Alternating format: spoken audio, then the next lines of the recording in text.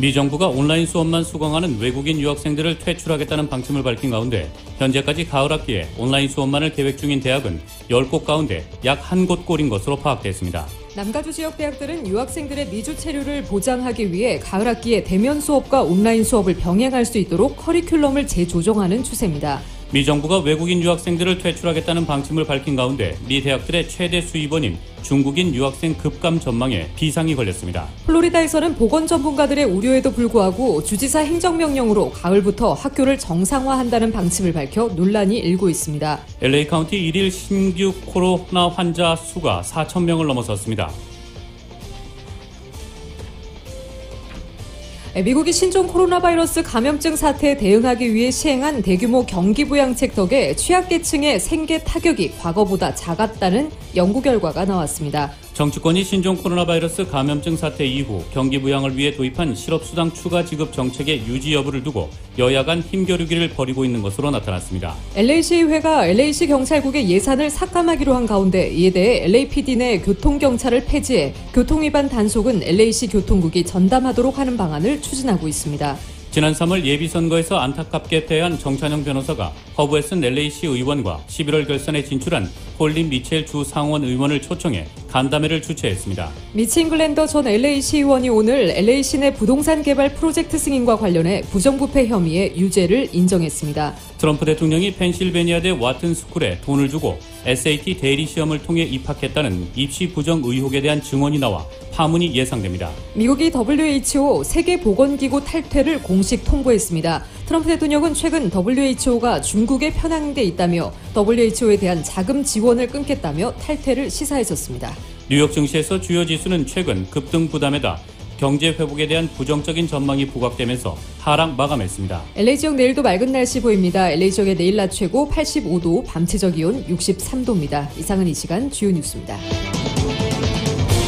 이 시간 주요 뉴스는 품격은 퍼스트 클래스, 가격은 비즈니스, 아시아나 비즈니스 스위트로 퍼스트의 편안함을 누리십시오. 아시아나 항공 제공입니다.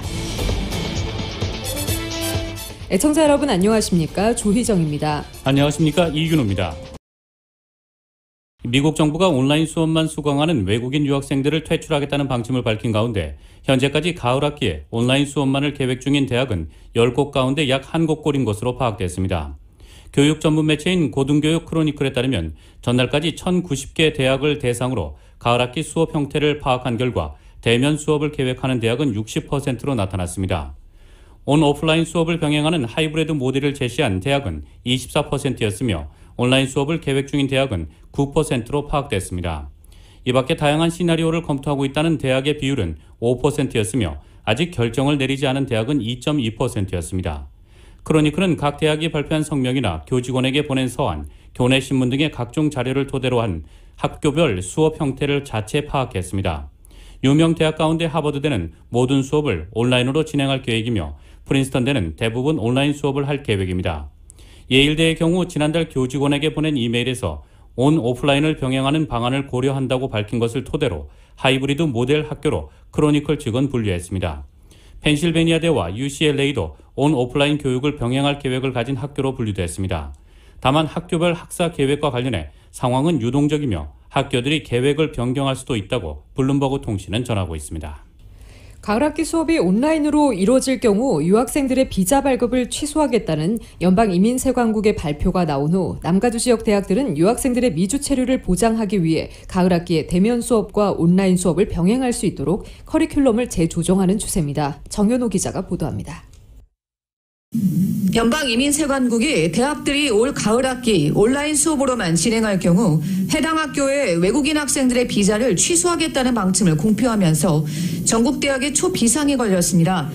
이번 연방이민세관국의 방침은 가을 학기에 대학들이 오프라인으로 수업을 진행토록 압력을 가하려는 트럼프 행정부의 의도로 켄 쿠치넬리 연방이민국 국장대행은 7일 관련 지침이 아직 관보에 게재되기 전이라 유동성이 있음을 시사하고 올 가을 학기에 100% 온라인으로만 수업이 진행되는 것이 아니라면 해당 학교의 유학생들은 미주에 체류할 수 있다고 강조했습니다. 이번 조처로 자칫하면 국외로 내몰릴 위기에 처한 유학생들이 크게 동요하자 남가주 지역 대학들은 학교 트위터 등을 통해 유학생들에게 피해가 없도록 올 가을 학기 커리큘럼을 리뷰하고 있다고 밝혔습니다. USC는 7일 트위터를 통해 연방 이민세관국의 지침을 검토 중이라면서 새로운 지침으로 인해 학생들에게 혼란과 스트레스를 가중시키는 것을 이해하고 있다. 유학생들은 USC 캠퍼스의 매우 중요한 부분이고 유학생들이 피해를 입지 않도록 최선을 다할 것이라고 밝혔습니다. USC에는 지난 학년도 기준으로 12,000명이 넘는 유학생들이 등록했으며 이 가운데 과반수가 중국 학생들입니다. 올 가을 학기에도 유학생 분포도는 지난 학년도와 비슷한 것으로 추정됩니다. USC는 당초 대면 수업과 온라인 수업을 병행하겠다고 했다가 최근 LA에 코로나 바이러스 확진자가 급증하자 올 가을 학기 수업을 대부분 온라인으로 진행하겠다고 번복했습니다. 올 가을 학기 거의 모든 수업을 온라인으로 진행하겠다고 밝힌 캘스테이트 계열 대학도 7일 성명에서 캘스테이트 계열 23개 캠퍼스가 이민세관국의 지침에 맞춰 온라인과 대면 수업을 적절히 병행할 수 있도록 검토 중이라고 밝혔습니다. 올 가을 학기 거의 모든 수업을 온라인으로 진행하겠다고 밝힌 캘스테이트 계열도 7일 성명에서 23개 캠퍼스가 이민세관국의 지침에 맞춰 온라인과 대면 수업을 적절히 병행할 수 있도록 검토 중이라고 밝혔습니다. 자넷 나폴리타노 UC대학 총장은 이번 이민세관국의 조처가 혼란스럽다며 UC 측은 이번 조처로 유학생들이 피해를 입지 않도록 추이를 면밀히 지켜보고 있다고 밝혔습니다. UCLA와 UC 얼바인 등은 올 가을 학기 대부분 수업을 온라인으로 진행하고 일부 실험실 수업은 대면 수업으로 진행하겠다고 밝힌 바 있습니다. UC 계열대학 학부와 대학원 과정에는 4만 명의 유학생이 등록돼 있습니다. 이민세관국의 이번 지침으로 올 가을 학기 학사 일정에 대란을 몰고 왔습니다. 아직까지 가을 학기 수업 방침을 확정하지 않은 대학들로서는 대면 수업과 온라인 수업을 병행토록 압력을 가하게 되고 이미 수업 방침을 학생들에게 통보한 대학들의 경우에도 유학생들의 미주 체류를 보장할 수 있도록 수업 방침을 재조정토록 만들게 될 전망입니다. 라디오 서울뉴스 정현호입니다. 트럼프 행정부가 온라인 수강 유학생들에 대한 퇴출 카드를 꺼내들자 전국 대학들은 더 큰 혼란만 초래한다며 강력히 비판했습니다. 1,800개 대학으로 구성된 전미교육협의회와 연구중심대학 기구인 대학연합, 공립, 주립대가 속한 공공대학연합은 일제히 성명을 내고 정부를 성토했습니다. 이들은 득보다 실이 많고 더 많은 문제만 이야기하는 끔찍한 조치라며 이번 정책은 신종 코로나 바이러스 사태로 교육 환경의 불확실성이 커진 시기에 해답이 될 수 없다고 지적했습니다. 앞으로 4에서 5주 뒤 가을 학기를 시작하는 일선 대학들은 비상이 걸렸습니다. 연방정부가 대학 측에 오는 15일까지 대면 수업 전면 부활, 온오프라인 병행 수업, 온라인 수업 중 하나를 택할 것을 요구한 가운데 코로나19 방역과 함께 유학생들을 붙잡아둘 묘안을 짜내야 하기 때문입니다. 이 각 대학은 긴급전화회의를 열고 앞으로 대책을 논의했고 소셜미디어에 쏟아지는 유학생들의 반응도 시시각각 체크하고 있습니다. 코로나19 재확산 국면인 미국에서는 보건 전문가들의 우려에도 불구하고 트럼프 대통령을 비롯해 학교 문을 열라는 목소리가 커지고 있습니다. 플로리다에서는 주지사 행정명령으로 가을부터 학교를 정상화한다는 방침을 밝혔습니다. KBS의 보도입니다. 트럼프 대통령과 펜스 부통령은 물론 퍼스트레이디인 멜라니아 여사까지 참석한 백악관 회의. 코로나19 재확산 국면 속에서 올가을 학교 문을 다시 열어야 하는지 논란은 확산되고 있지만 백악관의 입장은 단호해 보였습니다. 트럼프 대통령은 학교 문을 다시 여는 것은 주지사 권한이라고 했습니다. 그러나 다시 열어야 한다며 목소리는 높였습니다. So we're very much going to put pressure on governors and everybody else to open the schools. 멜라니아 여사도 학생들이 이렇게 집에만 있다간 중요한 걸 놓칠 수 있다고 했습니다. 질병통제예방센터의 가이드라인을 준수하면 된다고도 했습니다. When children are out of school, they are missing more than just time in the classroom. 이런 가운데 미 플로리다주 교육당국이 올가을 학교를 정상화하겠다고 발표했습니다. 주당 최소 5일은 모든 학생들을 교육하라는 것인데 사실상 학교의 완전 정상화를 의미하는 내용입니다. 일부 카운티의 교사협의회는 선생님과 학생들의 안전보다 정상화 자체가 더 중요하냐고 반발하고 있습니다. 코로나19 재확산 국면에서 경제 정상화 논란에 이어 이번엔 학교 정상화 논란까지 미국은 논쟁 중입니다. 워싱턴에서 KBS 뉴스 금철영입니다. 미국 대학들의 최대 수입원인 중국인 유학생 급감 전망에 비상이 걸렸습니다. 신종 코로나 바이러스 감염증 대유행에 미중 갈등으로 가뜩이나 유학 수요가 위축된 상황에서 미 이민당국이 100% 온라인 수업만 수강하는 유학생 비자를 취소하기로 해 결정타를 날린 것입니다. 월스트리트저널은 미 대학들이 오는 가을 학기에 중국을 포함한 국제 유학생 급감에 대비 중이라고 보도했습니다. 미국 유학을 준비하는 다수의 중국인 학생이 코로나19에 따른 여행 제한과 비자 발급 지연, 미중 관계 악화 등으로 유학 계획을 연기하거나 아예 미국행 여부를 제고하고 있다고 전했습니다. 중국인 유학생 수 감소는 미 대학들에게 상당한 재정 타격을 안길 전망입니다. 몇몇 대학은 전체 재학생의 15% 이상이 국제 유학생이고 전체 수업료에서 유학생이 차지하는 비중은 이보다 더 높다고 월스트리트저널은 전하고 있습니다. LA 카운티가 오늘 1일 추가 확진자 수가 4,000명을 넘어섰습니다. LA 카운티는 오늘 추가 확진자 4,015명이 보고돼 총 확진자 수 12만 539명을 기록했습니다. 사망자는 46명이 추가로 보고돼 총 3,579명을 기록했습니다. 다운타운 디즈니가 연방질병통제예방센터 CDC의 가이드라인에 따라 오는 9일 목요일 재오픈한다고 밝혔습니다. 다운타운 디즈니는 입장 전 방문객의 발열 체크 후 100.4도 이상일 경우 2차 체크 후를 실시하고 2차 체크에도 통과되지 못하면 본인과 함께 일행 전체의 출입이 금지됩니다. 또한 2세 이하 영유아를 제외한 모든 방문객에게 마스크 착용과 사회적 거리 두기를 의무화합니다. 디즈니는 지난달 말 테마파크를 포함한 모든 디즈니랜드 시설을 재오픈한다고 밝혔다가 코로나19 확산세가 심해지자 우선 연기하기로 결정했습니다. 현재 다운타운 디즈니, 캘리포니아 어드벤처 파크, 디즈니랜드 순으로 재오픈하는데 현재 테마파크 운영 재개 날짜는 확정되지 않았습니다. 미셸 박스틸 오렌지 카운티 슈퍼바이저가 최근 오렌지 카운티 내에 코로나 바이러스 확진자 수가 가파르게 늘어나자 주민들에게 꼭 마스크를 착용해 줄 것을 당부했습니다. 현재 오렌지 카운티에는 총 2만 167명의 확진자와 369명의 코로나 사망자가 보고됐으며 6월 20일부터 7월 3일 사이 1,013명의 확진자가 나오는 등 최근 가파른 증가세를 보이고 있습니다. 미셸 박스틸 슈퍼바이저는 지난 6주간 오렌지 카운티와 더불어 가주 전체에 코로나 확진자가 늘어나고 있다면서 오렌지 카운티 주민들에게 마스크 착용과 사회적 거리 두기를 지킬 것을 부탁한다고 밝혔습니다. 지금 본인과 주위 사람들을 위해 예방 수칙을 지켜야만 최대한 빠른 시일 내에 정상으로 돌아갈 수 있을 것이라고도 덧붙였습니다. 지난 3월 예비선거에 LA 카운티 2지구 슈퍼바이저직에 도전했다가 안타깝게 패한 정찬용 변호사가 오는 11월 2지구 슈퍼바이저직 결선에 진출한 허브웨슨 LA시 의원과 홀리 미첼 주 상원 의원을 타운에 잇따라 초청해 간담회를 주최하고 타운 현안에 대해 들어보는 시간을 마련했습니다. 오늘은 간담회 첫 번째 순서로 홀리 미첼 주 상원의 의원을 초청해 타운 현안을 짚어봤습니다. 임준현 기자가 전합니다. 7일 타운에서 열린 간담회에서는 한인 커뮤니티 센터, 코로나 바이러스 대응, 증오 범죄와 인종차별 문제, 홈리스, 환경 문제 등 한인타운의 현안을 정리하고 LA 카운티 2지구 슈퍼바이저 결선에 나선 홀리 미첼 가주 상원 의원의 입장을 청취하는 시간을 가졌습니다.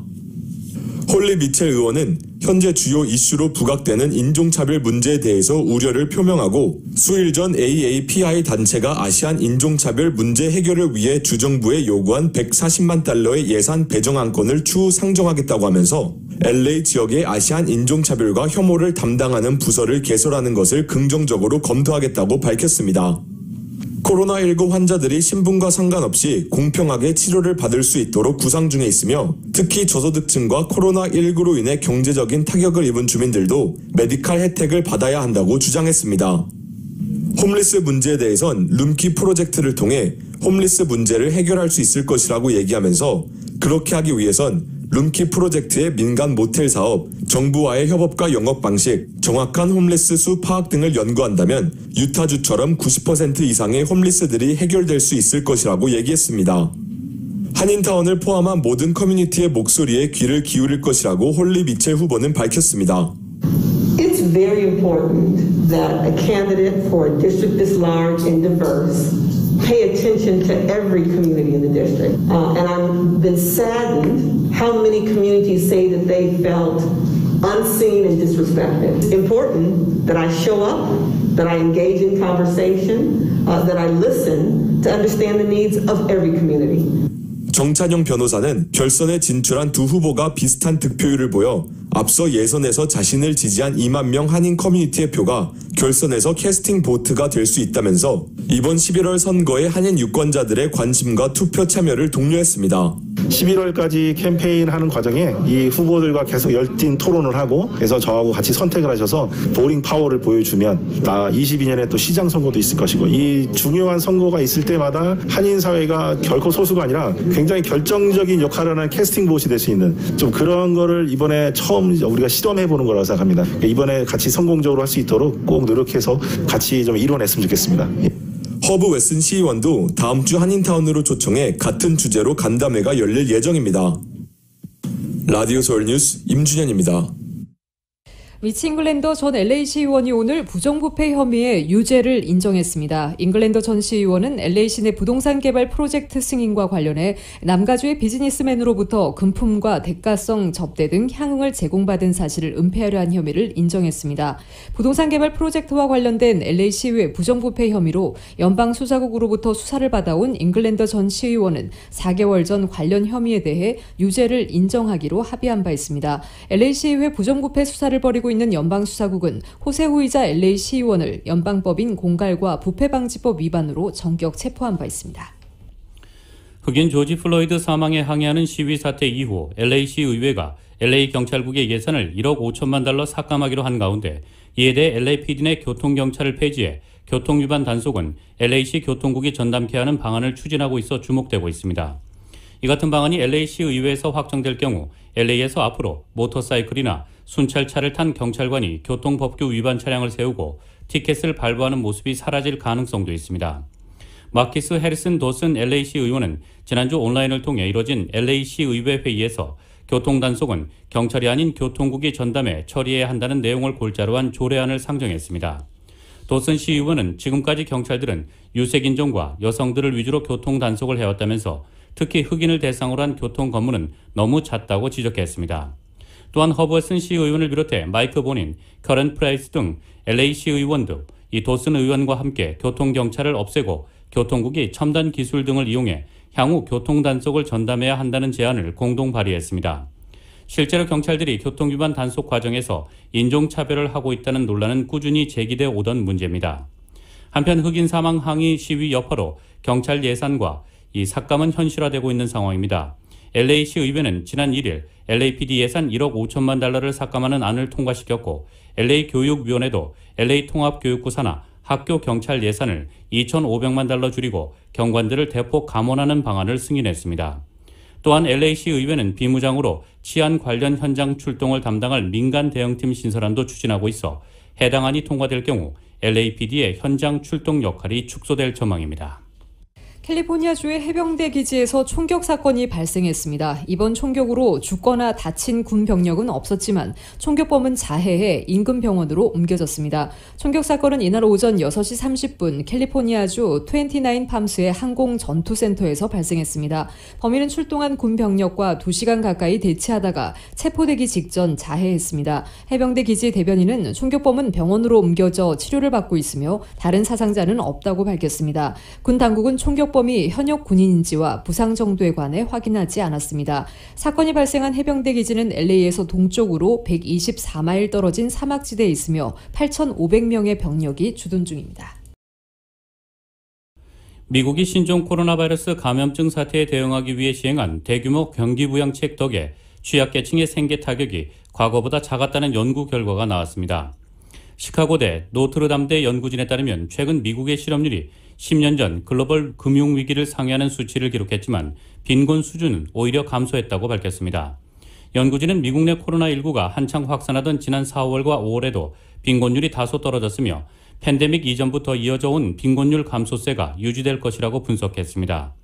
팬데믹 이후 종종 또는 흔히 식량 여분이 충분하지 않다고 답한 미국인의 비율이 2%나 증가하는 등 경기 침체의 악영향이 뚜렷하지만 정부의 개입으로 인해 빈곤의 양상은 달라졌다는 것입니다. 연구진은 주로 경기 침체 때 이 가계 소득이 줄어 빈곤율 악화로 이어지지만 이번에는 정부 부양책에 힘입어 가처분 소득이 증가했다고 설명했습니다. 여기에 빈곤율을 높이는 주요 요소인 실업률도 점차 떨어질 조짐을 보이고 있습니다. 다만 연구진은 빈곤율 감소가 경제 여건 개선이나 정부의 추가 지원과 관계없이 저절로 계속되지는 않을 것이라고 내다봤습니다. 미국 정치권이 신종 코로나 바이러스 감염증 사태 이후 경기 부양을 위해 도입한 실업수당 추가 지급 정책의 유지 여부를 두고 여야 간 힘겨루기를 벌이고 있습니다. 미국은 지난 4월부터 코로나19 여파로 직장을 잃어 실업수당을 받는 실업자에게 주당 $600를 웃돈으로 얹어주는 정책을 시행하지만 이 혜택은 이달 말 종료됩니다. 야당인 민주당은 지난 5월 하원 다수석을 활용해 공화당의 반대를 무릅쓰고 이 정책을 내년 1월까지 6개월 연장하는 내용을 포함해 $3조 규모의 추가 경기 부양 예산안을 하원에서 처리한 상태입니다. 민주당 상원 의원들도 실업률이 떨어질 때까지 이 정책을 유지하며 단계적으로 폐지하자는 입장이지만 상원 다수석을 점한 공화당이 이에 반대하고 있습니다. 대신 공화당에서는 일터 복귀 장려금을 지급하는 방안이 거론됩니다. 로 포트만 공화당 상원 의원은 직장에 복귀한 노동자에게 주당 $450를 추가로 지급하는 방안을, 같은 당 케빈 브래디 상원 의원은 일시금으로 $1,200를 주는 방안을 각각 제시했습니다. 민주당이 이미 하원에서 처리한 법안에는 가구당 최대 $6,000를 현금이나 수표로 지급하는 안이 담겨 있고 트럼프 대통령도 최근 현금 지급 방안에 열려 있다는 입장을 밝힌 바 있습니다. 추가 경기 부양 예산안은 의회가 효회를 끝내고 오는 20일 업무에 복귀하면 본격적인 논의가 이뤄질 것으로 전망되고 있습니다. 피터 나바로 백악관 무역제조업 정책국장은 식품의약국이 말라리아 약인 하이드록시클로로킨을 신종 코로나 바이러스 감염증 치료제로 재승인해야 한다고 주장했습니다. 나바로 국장은 백악관에서 기자들과 만나 일부 의사들이 이 약의 긴급 사용 허가를 신청했다며 FDA가 다시 한번 이를 승인해야 한다고 밝혔습니다. 이 약은 트럼프 대통령이 코로나19 치료 효과가 입증되지 않은 상황에서 게임 체인저라고 극찬하는가 하면 5월에는 코로나19 예방을 위해 일주일 반 동안 복용했다고 밝혀 논란을 일으키기도 했습니다. 이 약의 긴급 사용을 허가했던 FDA는 지난달 15일 심장합병증 등 환자들에게 잠재적인 혜택보다 더 큰 위험을 가하고 있다며 긴급 사용을 취소했습니다. WHO는 이 약의 효능과 안전성에 대한 임상시험을 진행 중입니다. 그러나 헨리 포드 의료 시스템이 최근 하이드록시클로로킨이 환자의 사망률을 낮춘다는 연구 결과를 내놓자 나바로 국장은 다시금 이 약의 활용을 주장하고 나선 것입니다. 미국이 WHO 세계보건기구 탈퇴를 공식 통보했습니다. 트럼프 대통령은 최근 WHO가 중국에 편향돼 있다며 WHO에 대한 자금 지원을 끊겠다면서 WHO 탈퇴를 시사했었습니다. KBS의 보도입니다. 미국 트럼프 대통령은 지난 5월 미국은 WHO 세계보건기구와의 관계를 끊겠다고 선언했습니다. 코로나19 대유행과 관련해 WHO가 중국을 편들고 있고 코로나19의 심각성을 은폐하고 있다며 자금 지원을 중단하겠다고 밝힌 바 있습니다. $400 million and $500 million per year to the WHO. In contrast, China contributes roughly $40 million a year. So the United States has a duty to insist on full accountability. 트럼프 대통령이 WHO 탈퇴를 언급한 지 2달도 채 안 돼 미국이 이를 공식화했습니다. AFP 통신에 따르면 밥 메넨데즈 민주당 상원 의원은 자신의 트위터에 의회는 대통령이 미국을 WHO에서 공식적으로 탈퇴시켰다는 통보를 받았다고 적었습니다. 독일 DPA 통신도 미국이 안토니오 구테우스 유엔 사무총장에게 미국의 WHO 탈퇴를 통보했다고 미 행정부 고위 당국자의 말을 인용해 보도했습니다. 외신들은 탈퇴가 확정되는 것은 관련 절차를 거쳐 1년 후인 내년 7월 6일이라고 보도했습니다. 미국 민주당 의원들은 이에 대해 미국의 이번 조처는 미국의 생명이나 이익을 보호하지 못할 거라며 비판의 목소리를 높였습니다. 그동안 WHO는 미국과의 협력을 계속하길 바란다고 요청하면서 다른 회원국들에게 더 많은 지원을 촉구해왔습니다. 이에 따라 미국의 WHO 탈퇴로 인해 코로나19에 대한 WHO의 추가 대응과 국제사회의 협력을 더 어렵게 만들 거라는 전망이 나오고 있습니다. KBS 뉴스 이동환입니다. 마이라 알바레즈 아동권익 액티비스트는 2020년 센서스 인구조사가 어린이들이 먹을 수 있는 급식 프로그램에 큰 영향을 끼친다고 전했습니다. 특히 이번 코로나19 팬데믹 사태에 무료로 제공된 급식 프로그램 덕분에 저소득층 가정에게 큰 도움이 되었다면서 10년마다 한 번씩 열리는 인구조사를 통해 저소득층 아동과 가정들이 많은 혜택을 받을 수 있다고 전했습니다. 푸드 스탬프, 메디케이드, 현금 지원과 같은 프로그램들이 인구조사 데이터에 의존해 예산을 배정되기 때문에 정확한 집계가 되지 않는다면 많은 이들이 굶주리게 될 것이라고 경고하면서 저소득층의 인구조사의 중요성을 강조했습니다. 센서스 인구조사는 웹사이트 2020 census.gov를 통해 참여할 수 있습니다.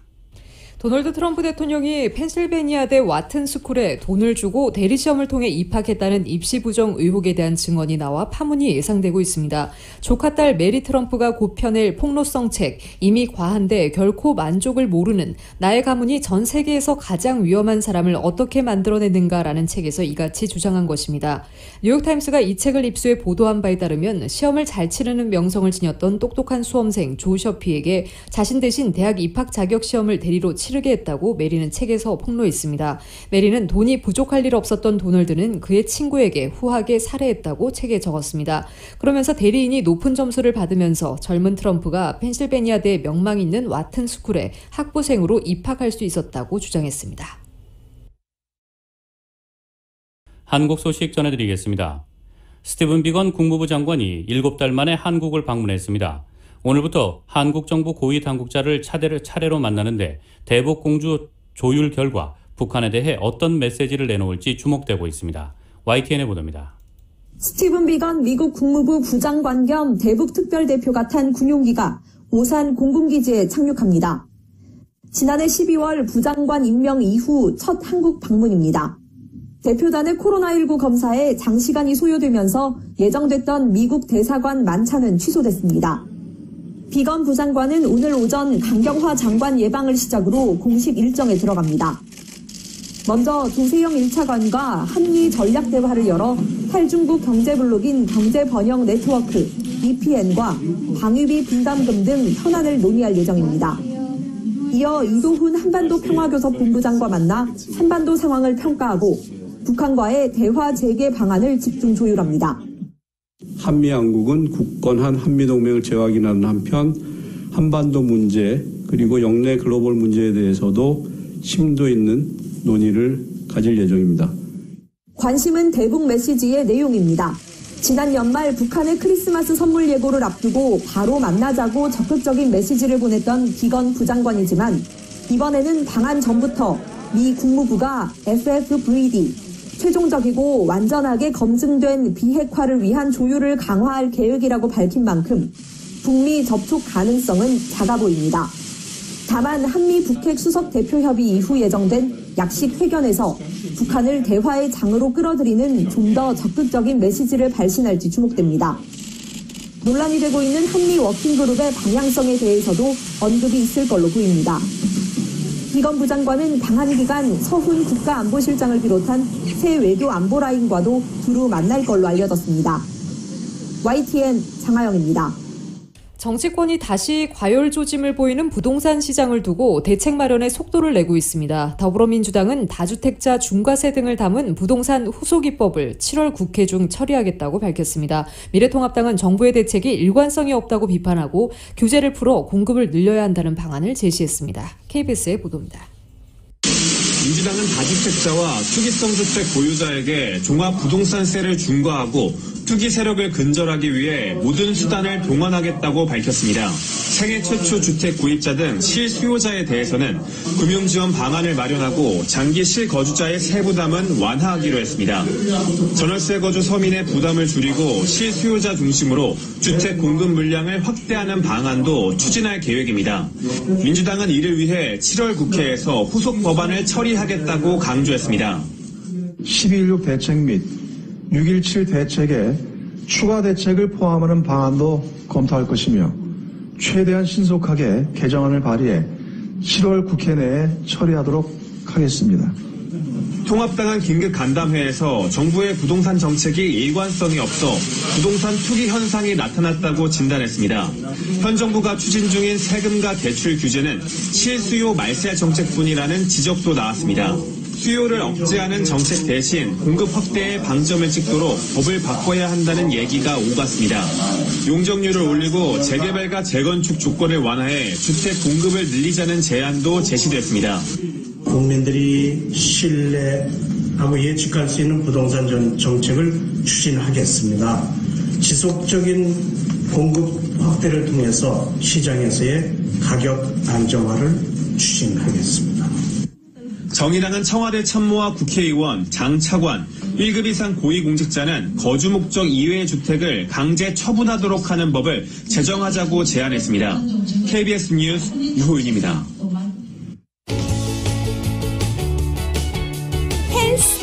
투데이. 햇볕을 받으면 저절로 생겨나는 비타민 D. 코로나19가 창궐하면서 면역력 증진 효과 덕분에 주목받았습니다. 비타민 D가 뼈와 근육을 튼튼하게 한다는 것도 대중적인 건강 상식인데요. 그 밖에 뭐가 또 있을까요? 헬스닷컴이 비타민 D의 역할을 정리했습니다. 첫 번째, 구강 건강입니다. 비타민 D는 칼슘 흡수를 돕습니다. 따라서 뼈와 마찬가지 치아를 건강하게 유지하려면 비타민 D가 필수적입니다. 비타민 D는 또 잇몸 건강에 중요합니다. 2011년 테네시 치의학회 저널에 실린 리뷰에서 볼 수 있듯 비타민 D는 염증과 싸우는 한편 항균 물질을 생산하는 데도 기여하기 때문입니다. 두 번째, 체중 감량입니다. 비타민 D가 부족하면 비만할 위험이 커집니다. 즉 비타민 D를 넉넉히 섭취하면 체중을 줄이는 데 도움이 됩니다. 2009년 영국 영양학 저널에 실린 논문에 따르면 칼슘 수치가 낮고 비만한 여성들에게 칼슘과 비타민 D를 먹도록 했더니 위약그룹보다 훨씬 성공적으로 체중을 감량했습니다. 칼슘과 비타민 D가 결합해 식욕 억제 효과를 나타낸 덕분이었습니다. 세 번째, 기분 개선입니다. 햇볕을 쬐면 마음이 밝아집니다. 비타민 D도 같은 역할을 합니다. 비타민 D가 부족하면 우울한 확률이 높다는 사실을 보여주고 있습니다. 기분이 처질 때는 밖에 나가 햇볕을 받을 것, 전문의와 상담하고 보충제를 복용하는 것도 방법입니다. 다음은 혈압 관리입니다. 비타민 D가 부족하면 혈압이 올라가는데 관련 장기도 손상을 입습니다. 반대로 비타민 D를 충분히 섭취하면 고혈압을 치료하는 데 도움이 됩니다. 마지막, 당뇨 예방입니다. 단 걸 좋아하는 사람들은 햇볕을 더 쬐일 필요가 있겠습니다. 비타민 D가 당뇨를 예방하는 데 도움이 되기 때문입니다. 당뇨병 치료에 실린 논문에 따르면 비타민 D를 칼슘과 같이 섭취했더니 2형 당뇨병 위험을 낮추는 효과가 나타났습니다. 칼슘을 같이 섭취한다는 단서를 기억해야 합니다. 비타민 D 단독으로는 효과가 없었고 칼슘과 함께 섭취하는 것이 중요하겠습니다. 뉴욕 증시에서 주요 지수는 최근 급등 부담에다 경제 회복에 대한 부정적 전망이 부각되면서 하락했습니다. 뉴욕 증권거래소에서 다우지수는 전장보다 396.85포인트, 1.51% 하락한 25,890.18에 거래를 마쳤습니다. S&P 500 지수는 전장보다 34.40포인트, 1.08% 내린 3,145.32에, 기술주 중심의 나스닥 지수는 89.76포인트, 0.86% 하락한 1343.89에 장을 마감했습니다. 시장은 주요 경제지표 및 각 기관의 전망, 신종 코로나 바이러스 감염증 확산 추이 등을 주시했습니다. 경제 상황에 대한 부정적인 전망이 부각되면서 투자 심리가 후퇴했습니다. 미국을 비롯한 세계 각국의 코로나19 확산세가 지속하는 점도 투자 심리를 저해하는 요인입니다. 장 후반에는 이들 기술주도 반락하면서 주요 지수가 낙폭을 키워 마감했습니다. 오늘 업종별로는 전 업종이 내린 가운데 에너지가 3.18% 하락했고 금융주도 2.07% 내렸습니다.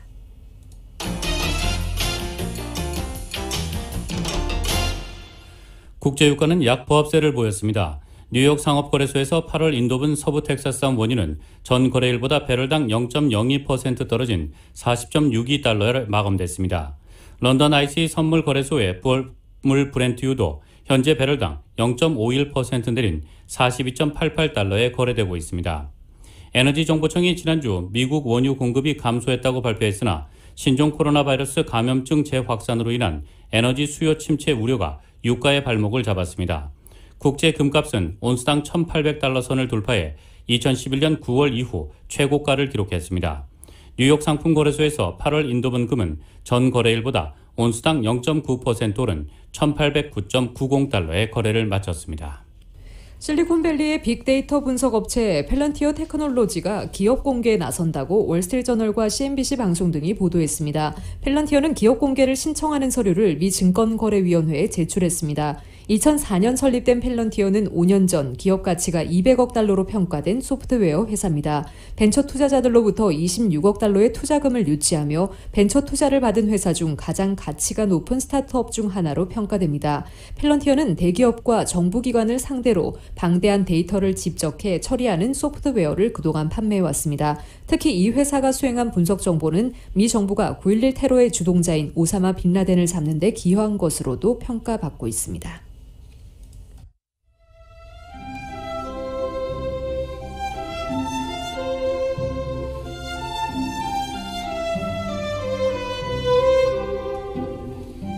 7월 7일 화요일 오늘 밤과 내일 날씨입니다. 수요일인 내일도 맑은 가운데 낮 기온 오늘보다 2, 3도가량 오르면서 예년 기온을 조금 웃돌겠습니다. 이런 날씨는 목요일인 모레까지 계속되겠고 금요일부터 다시 기온이 오르기 시작하겠습니다. 한편 오는 주말에는 LA 지역의 낮 기온도 90도를 육박하는 반짝 더위가 예상됩니다. 또 주말에는 멕시코에서 불어오는 열대 계절풍 몬순의 영향으로 다소 후덥지근한 더위가 될 것으로 예상되고 있습니다.